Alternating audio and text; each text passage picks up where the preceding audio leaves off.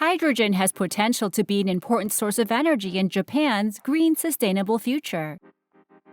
It's clean, powerful, and no CO2 is emitted when using hydrogen for energy.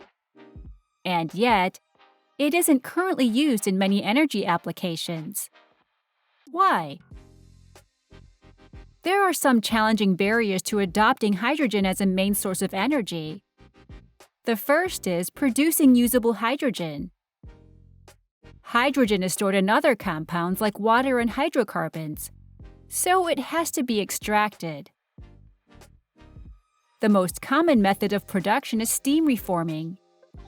High-temperature steam reacts with hydrocarbons, typically methane, to produce hydrogen. Generating the heat that the process requires uses a lot of energy, making the process inefficient. And when the heat source is a fossil fuel, the process produces carbon dioxide, a greenhouse gas.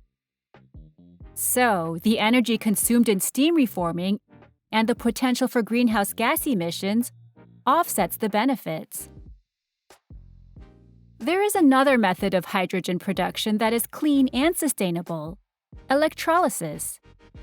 In this process, electricity is used to separate water molecules into hydrogen and oxygen atoms.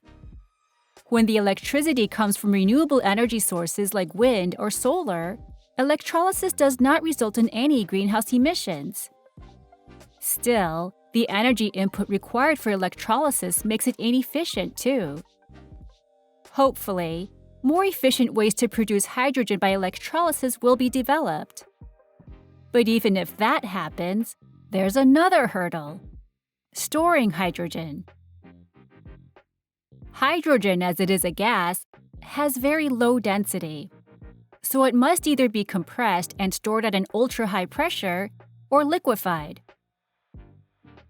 By making hydrogen a liquid, it is possible to increase the volume density by 800 times that of a gas. But it must be cooled to an extremely low temperature of -253 degrees Celsius.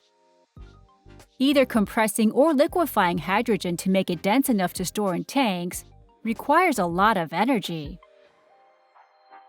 Until scientists and engineers can resolve these issues, using hydrogen as a main energy source is not likely.